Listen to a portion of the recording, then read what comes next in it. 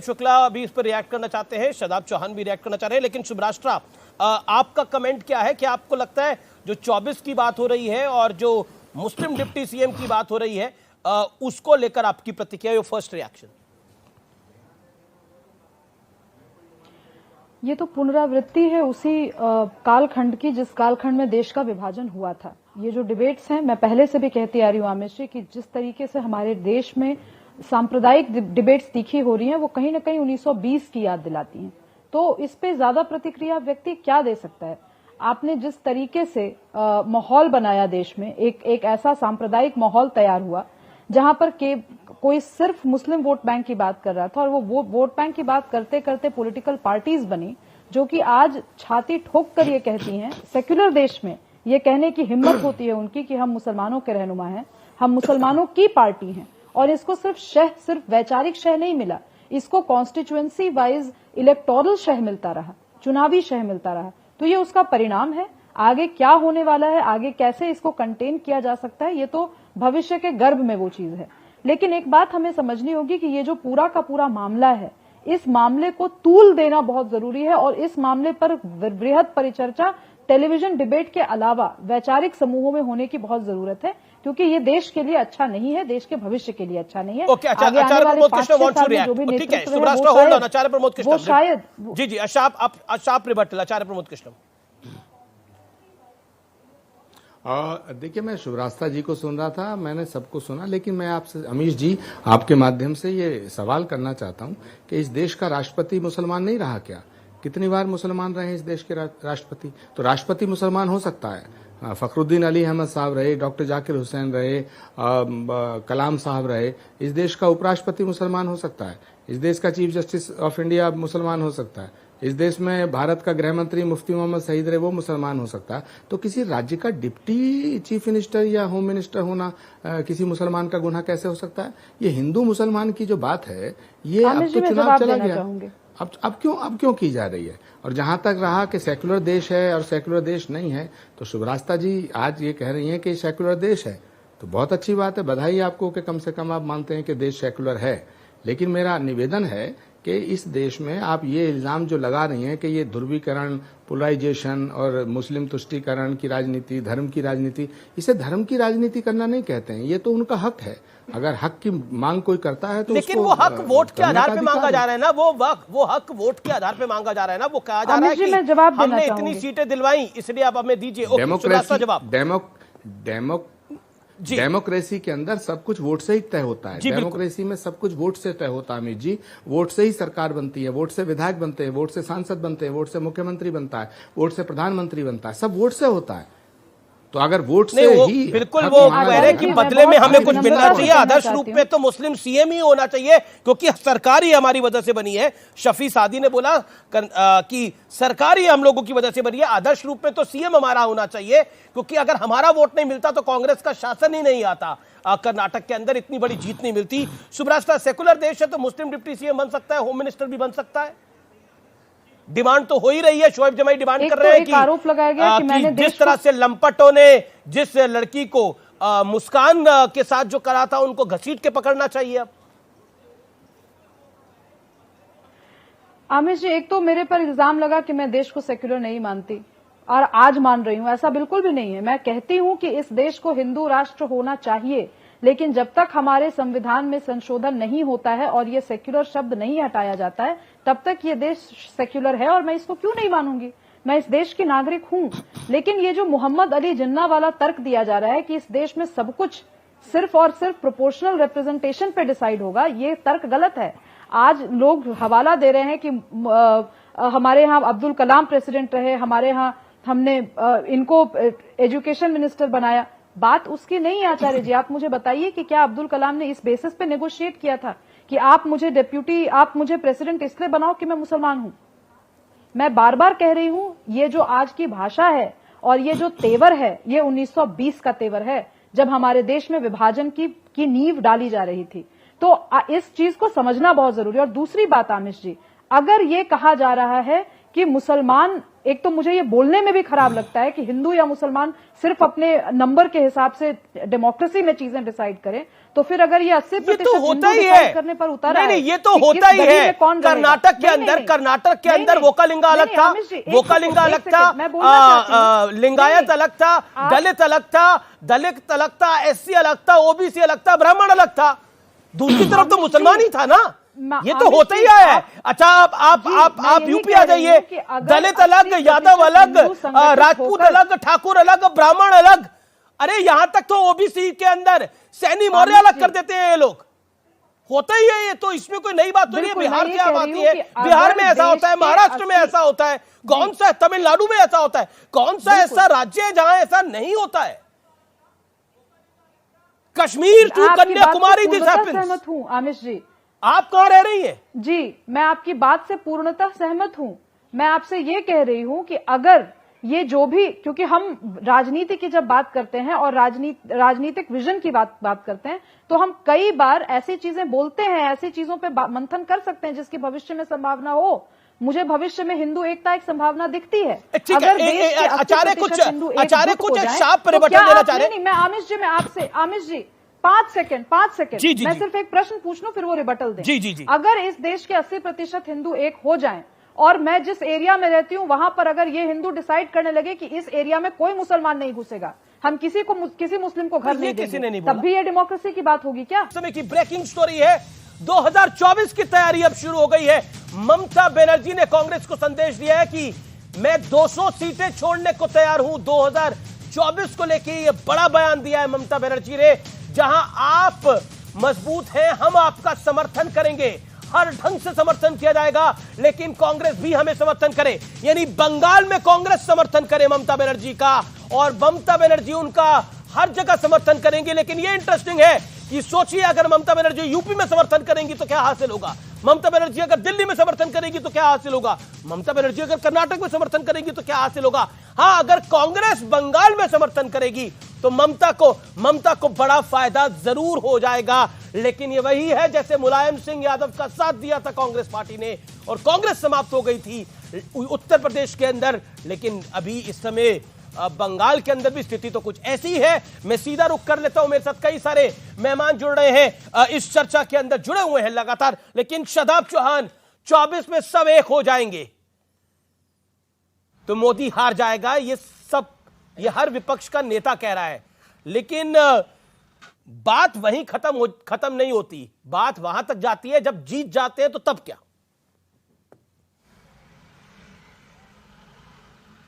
देखिए अमीश भाई, कर्नाटक का चुनाव और उत्तर प्रदेश का नगर निकाय चुनाव दोनों में एक बहुत बड़ा संदेश है। कर्नाटक का चुनाव संदेश देता है कि जहां आप केरला स्टोरी जैसी हेटेड फिल्म और बजरंग बली के नाम का प्रयोग करोगे, धार्मिक नारे लगाओगे, उससे जनता आपको जवाब देगी, और बजरंग बली ने तोड़ दी नफरत की नली, हम कहेंगे। उत्तर प्रदेश में अखिलेश यादव जी समझते थे कि नेता मैं बनूंगा, वोट मुसलमान का होगा, तो मेरठ, संभल, गाजियाबाद, वो मुरादाबाद, वहां हमने बता दिया कि नेता भी अब शादाब बनेगा अगर शादाब का वोट होगा। अगर वोट अखलाक का होगा तो नेता अखलाक बनेगा। वो जमाना गया कि जब आपके पीछे दौड़ते थे। कांग्रेस को अगर वोट दिया तो कांग्रेस को रिप्रेजेंटेशन देना चाहिए। जिस समाज का पॉलिटिकल रिप्रेजेंटेशन नहीं होगा वो समाज सियासी गुलामी की जंजीरों में जकड़ जाएगा, हम ये मानते हैं। और इसीलिए हम कह रहे हैं तमाम सेकुलर पार्टी से, आइए मिलकर के नरेंद्र मोदी की सरकार को हटाएं 2024 में, लेकिन हमको भी इक्वल पॉलिटिकल रिप्रेजेंटेशन देना पड़ेगा। इक्वल पॉलिटिकल रिप्रेजेंटेशन क्या है शादाब? सांसद तो बनते ही है, इक्वल पॉलिटिकल रिप्रेजेंटेशन क्या है आपकी राय के अंदर, आपकी बाफरत? मेरी राय के अंदर इक्वल पॉलिटिकल रिप्रेजेंटेशन ये है कि जहां हमारी जितनी आबादी है उसी तरीके से मिनिस्ट्री की पोर्टफोलियो में हमारी हिस्सेदारी सुनिश्चित होना चाहिए।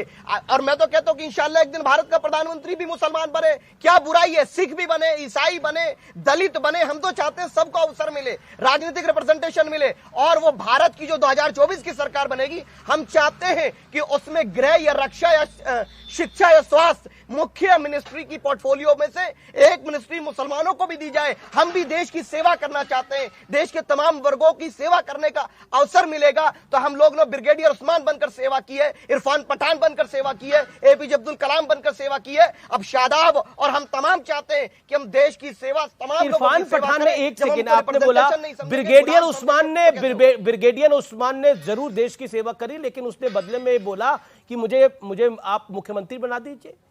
इरफान पठान ने सेवा करी, बदले में उसने बोला कि मुझे आप प्रधानमंत्री बना दीजिए। एपीजे अब्दुल कलाम ने देश की सेवा करी, उसने बदले में बोला मुझे राष्ट्रपति बना दीजिए। काबिलियत पे बनी है ना, धर्म पे क्यों बनेगा कोई? बिल्कुल, बहुत अच्छी बात, बिल्कुल बहुत अच्छा सवाल है आपका। क्या भारत के किसी दलित में आज तक काबिलियत नहीं है मुसलमान में कि वो प्रधानमंत्री बन जाए? ये पार्टीज बनाती नहीं है, सिर्फ ब्राह्मण को बनाती हैं ये लोग, या ओबीसी बनिया समाज को बनाती हैं। आप ये रिकॉर्ड उठा करके देखिए, आजादी से लेकर आज तक। मैं डेटा पे बात कर रहा हूं। ठीक है, अनुराग भदौरिया जुड़ गए। अनुराग भदौरिया, शादाब चौहान कह रहे हैं अखिलेश जी का जो हाल हुआ है, अगर वो नहीं समझेंगे कि मुसलमानों को अगर वोट चाहिए तो उनको नेता भी बनाना पड़ेगा, काम नहीं चलेगा। जो आपका हाल हुआ है उससे सबक लीजिए। अनुराग, देखिए, जो भारतीय जनता पार्टी तो 24 में लेंगे सबक। जनता पार्टी का हाल हुआ कर्नाटक में, सुन लीजिए, जो भारतीय जनता पार्टी का हाल हुआ कर्नाटक में और उत्तर प्रदेश में, तो मैं तो दो ही लाइन कहूंगा। बैठे थे उत्तर प्रदेश में अपनी जीत का मंसूबा, सुन तो मैं बोलने दिए, टोकते हो फिर मुझे बोलने में दिक्कत होती। बैठे थे अपनी जीत का मंसूबा लिए वो फक्र से, तूफान गुजर गया तो पता चला इलाका किसका मजबूत है। अब भारतीय जनता पार्टी को शायद एहसास हो गया कि उत्तर प्रदेश में अगर पश्चिम की बात कर लें तो 90 सीटें में 26 सीटें मात्र पंचायत, नगर पंचायत की जीती है। और अगर आप 544 नगर पंचायत की बात करेंगे तो ये 222 तो निर्दलीय जीत गए। इसके मतलब भारतीय जनता पार्टी पे यकीन रहा नहीं किसी को। समाजवादी पार्टी 90 पे, भारतीय जनता पार्टी का मैं पूछना चाहता हूं। इसी तरह से नगर पालिका की बात करेंगे तो वही हाल नगर पालिका में भी है। अगर अब आप देखिए, ये नगर निकाय, नगर पालिका आप सब हार चुके हैं। ये फर्जी आंकड़े देना बंद करिए। मतलब कमाल की, मेयर के चुनाव में आपकी एक सीट, एक को सीट नहीं आई वहां पर, 17 में से 0 है। आप बता दीजिए कि नहीं, आप कमाल की बात कर रहे हैं। पंचायतों में से एक सेकंड, आप 24 की बात करिए तो शादाब चौहान ने 24 को लेकर सवाल पूछा है, उसका जवाब क्या है? अरे मैं अभी आपसे बात कर रहा हूं, 24 की भी बात कर रहा हूं, 24 की भी बात कर रहा हूं, मैं अभी की भी बात कर रहा हूं कि भारतीय जनता पार्टी कैसे प्रोपेगेंडा फैलाती है। भाई ये बात सच है कि आप मेयर में जीते, लेकिन आपका वोट परसेंटेज कितना बड़ा? आपका बड़ा ही नहीं, समाजवादी पार्टी का बड़ा। जो शहर में समाजवादी पार्टी मेयर में आपसे नेक टू नेक लड़ी है, जहां समाजवादी पार्टी से आप एक ह्यूज मार्जिन से जीतते थे, बड़ी मुश्किल से आप जीत पाए हैं। इसलिए ठीक है, आप खुश रहिए। जहां बीजेपी 50,000 से जीती थी वहां 25,000 से जीती है, लेकिन आप खुश रहिए, आप लगातार हार रहे हैं। ये आपको जीत, ऐसी जीत आपको मुबारक हो। ऐसी जीत, मुझे नहीं लगता कोई भी ऐसी जीत की प्रार्थना करता होगा, लेकिन आप खुश हैं तो खुश रहिए। मतलब इसमें मैं क्या कह सकता हूं। शादाब चौहान, आप ऐसे ही बोल रहे थे इनको सबक मिल गया है, ये तो कह रहे हैं हम जीत रहे हैं। आपको क्यों नहीं जीते हुए दिख रहे हैं? आप मुस्कुरा रहे हैं। मैं अपनी बात पूरी कर लूं। एक सेकंड, आपने अपनी बात को पूरी कर लिया। आवाज डाउन करिए, अनुराग की आवाज डाउन करिए। शादाब चौहान 30 सेकंड। संभल में शफीकुर रहमान बर्क समाजवादी के सांसद हैं और इकबाल महमूद साहब समाजवादी पार्टी के 7 बार के विधायक हैं। और वहां कौन जीता है? वहां जीता है दूसरी पार्टी का, दोनों हार गए इनके। मेरठ के अंदर अखिलेश यादव जी ने मुस्लिम इलाकों में रोड शो किया, तो अपोजिट में हम जो बात कर रहे थे ना मुस्लिम लीडरशिप की, वो खड़ी हो गई और 1,28,000 वोट आया। और अगर एक रोड शो और कर देते मुस्लिम इलाकों में तो 2.5 लाख वोट आता। सपा ने मेयर हरवा दिया। तो हम कह रहे हैं भाई, हम रिक्वेस्ट कर रहे हैं आपसे, हम आपसे लड़ाई नहीं कर रहे, आप हमारे भाई हैं, आप हमें पॉलिटिकल रिप्रेजेंटेशन दीजिए। कभी शाहिद मंजूर साहब का अपमान होगा, कभी रफीक अंसारी का होगा, कभी बर्क का होगा, कभी आजम खान का। ये मत करिए, हमें पार्टनरशिप दीजिए, पॉलिटिकल पार्टनरशिप दीजिए और आइए मिलकर भाजपा को लड़ाएं। हमारी आपसे लड़ाई नहीं है, हमारी लड़ाई भाजपा से, मिलकर लड़ेंगे। आइए। तो मतलब उन्होंने तो, शादाब, उन्होंने तो बोला ही था कि अगर यूपी में आएंगे तो डिप्टी सीएम बना देंगे हम किसी मुसलमान को। अब नहीं आए तो कैसे बना पाएंगे? अब मुझे नहीं बोलने दे रहे हो आप। देखो अमीर जी, ये गलत बात है, मुझे तो बोलने दो। बोलिए 30 सेकंड, आपको 30 सेकंड दिया दे रहे तो मुझे भी दे दो थोड़ा टाइम। 30 सेकंड बोलिए। देखिए मेरा, हम सीधी सी बात है, पूरा हिंदुस्तान, उत्तर प्रदेश हो चाहे कोई भी हो, सब हिंदुस्तान चाहते हैं हिंदुस्तान में भारतीय जनता पार्टी का सफाया हो। और कुछ लोग जो भारतीय जनता पार्टी की गोदी पार्टी है, उनसे क्या बात करना, वो भारतीय जनता पार्टी को हटाना थोड़ी चाहते हैं। कुछ पार्टियां भारतीय जनता पार्टी को मजबूत करना चाहती हैं, लेकिन जनता ने तय कर लिया है। जैसे इस बार भारतीय जनता पार्टी का नाम लीजिए, जैसे होगा, जनता ने तय कर लिया। नई टर्म आई है, गोदी मीडिया था, गोदी पार्टी अंदर क्या है बाहर क्या है, ये पब्लिक है ना, ये पब्लिक है ना। गोदी किसके लिए, कौन है गोदी पार्टी? पब्लिक। ये शादाब चौहान की पार्टी के लिए बोल रहे हैं आप? अरे जितनी गोदी पार्टी के लिए बोल रहे हैं, जितनी गोदी पार्टियां हैं, और जो भी गोदी पार्टियां हैं, जनता जानती है। शादाब चौहान जवाब, शादाब चौहान जवाब। हमें बात करनी जो सत्ता में होता है, सत्ता में ठीक है, भारतीय जनता पार्टी। जी जवाब इनको ऑडियो डाउन करिए, आप निरंतर नहीं बोल सकते। भारतीय जनता पार्टी से सवाल होगा। Shadab Chauhan 30 second, then Prem Shukla. अनुराग भाई को दर्द इस बात का है कि समाजवादी पार्टी मुसलमानों की ठेकेदार बनती थी, अब मुसलमान अपनी लीडरशिप चुनने की तरफ जा रहा है, और हम तो कह रहे हैं आप पार्टनरशिप दीजिए। सर, आपका 7% यादव भाग गया है। मेरठ में 9,826 वोट गैर मुस्लिम इलाकों से समाजवादी पार्टी को मिला है सिर्फ, बाकी 1,15,000 में से 1,06,000 वो भी हमारा वोट है। सर हमको दरकिनार मत कीजिए मेरे भाई। अगर आप मुसलमानों को अपना सियासी गुलाम समझेंगे, हमको गुलामी की जंजीरों में जकड़ने की कोशिश करेंगे, तो आप समाप्त हो जाएंगे। अनुराग भाई, हम पॉलिटिकल पार्टनरशिप मांग रहे हैं आपसे, हम आप पे अत्याचार नहीं कर रहे, और बीजेपी से मिलकर लड़ेंगे। मेरी शादी में मोदी जी नहीं आए थे, आपके परिवार की शादी में आए थे, वो तो हमें एनएसए लगवा के जेल में जाते हैं और आपको मलाई खिलाते हैं। आज तक जांच नहीं हुई है, अखिलेश यादव जी की जांच हो रही है, आजम खान की जांच हो रही है, किसी और की, इकबाल की जांच हो रही है, शाहिद मंजूर की, लेकिन अखिलेश यादव जी के ना गोमती रिवर फ्रंट की जांच, ना एक्सप्रेसवे की जांच, क्योंकि बली का बकरा तो मुसलमान है ना। लेकिन उत्तर प्रदेश का मुसलमान अब समझदार हो चुका है कि या तो पार्टनरशिप दीजिए, नहीं तो ठीक है। जवाब अनुराग जवाब मैं 30 सेकंड। ठीक है शादाब, मेरी बात 30 सेकंड। मैं बात कर लूं। इससे पता चलता है कि बड़ी मुश्किल से मुझे 30 सेकंड मिलता है, दूसरों को 2-2 मिनट मिल रहा है, तो जनता है सब जानती है कि आखिर खेला क्या हो रहा है। एक खेला जो है वो उत्तर प्रदेश की जनता समझती है। इस बार खेल उत्तर प्रदेश की जनता करेगी, तब पता चलेगा जो गोदी पार्टियां हैं वो क्या बोल रही हैं। वो जो बोल रही हैं वो उनको स्क्रिप्ट मिलती है, वो स्क्रिप्ट पढ़ते हैं, वो अपने से नहीं बोलते, उनको स्क्रिप्ट मिलती है बोलने के लिए। वो स्क्रिप्ट पढ़ने के लिए टीवी डिबेट में आते हैं या जनता में जाते हैं। सबको पता है डीजल पेट्रोल कहां से आता है, इसलिए किसी को बताने की जरूरत नहीं है। उत्तर प्रदेश की जनता जानती है कि 2024 शादाब 15 सेकंड शादाब चौहान राजनीति करेगा, समाज आप के लोगों को अंदर स्क्रिप्ट मिलती है, नहीं करेगा, मतलब it is getting to personal. Shadab Anurag Bhadauria, आप पर्सनल बोल रहे हैं, अब आप पर्सनल बोल रहे हैं। शादाब चौहान ने उस तरह की कोई बात नहीं करी थी। मैंने किसी को पर्सनल नहीं बोला, मैंने किसी का नाम नहीं लिया, लिया। मैंने पर्सनल बोला क्या बोलेंगे आप? मैंने किसी का नाम लिया क्या? अगर आपको लगता है किसी, मैंने क्या बोला? मैंने क्या बोला? अब आप घबरा भी रहे हैं बोलने के बाद। पार्टियां आवाज डाउन करिए, इनकी आवाज डाउन करिए। 15 सेकंड शादाब, 15 सेकंड। अनुराग भाई चुनौती के साथ कह रहा हूं कि शादाब चौहान किसी के टुकड़ों पे बिकने वाले का नाम नहीं है। और स्क्रिप्ट पढ़ने की बात, अरे आप स्क्रिप्ट लिख करके दीजिए कि आपकी पार्टी को राजनीतिक हिस्सेदारी दी जाती है। शादाब चौहान आपकी स्क्रिप्ट भी पढ़ने के लिए तैयार है। अरे हम न्याय की बात कर रहे हैं, अपना अधिकार मांग रहे हैं, तो हम लोगों को आप कहेंगे कि हम एजेंट है? अरे हम जानते हैं, हमारा अल्लाह जानता है हम किसके एजेंट है। हम मानवतावादी लोगों के एजेंट है। और आप जितना गाली देंगे ना, उतना वोट आपका जाने वाला है। आप हमको गाली दीजिए, शादाब को गाली देंगे तो आपका वोट बढ़ेगा नहीं। मुसलमान को आप जागरूक कर रहे हैं कि जो मुसलमान न्याय की बात करेगा आप उसको गाली देंगे। आप ये तो भ्रष्टाचारी नहीं कह सकते, ये नहीं कह सकते अपराधी है, कहेंगे ये एजेंट है। शादी में आपकी आए, मिठाई आप खाएं, एजेंट हम हैं। अरे आपके लोग तो भाजपा में भाग जाते हैं। सुनील सिंह जो गाली देता था मुसलमानों को, आपकी पार्टी का नेता बन जाता है, एजेंट हम है। योगी आदित्यनाथ की फाइल दबाते आप हैं, एजेंट हम है। अरे भैया कब तक गुमराह करोगे अनुराग भाई? आप पर्सनल टिप्पणी मत कीजिए, मैं कह रहा हूँ पॉलिटिकल पार्टनरशिप कीजिए। आज उत्तर प्रदेश का मुसलमान समझदार है। अनुराग बोलिए 15 सेकंड। वो सर्च करना जानता है और उत्तर प्रदेश का लेकिन सवाल ये है कि उत्तर प्रदेश के अंदर में जिस तरह से, मैं अपनी बात कह लूं, मैं अपनी बात कह लूं। अरे रुको भाई, मैं अपनी बात कह लूं। ठीक है, मैं आता हूँ, बाकी मेहमान भी हैं, आप दोनों ही नहीं है। पिछले 12-14 मिनट से आप ही लोग दोनों बोल रहे हैं। बात कह लूं।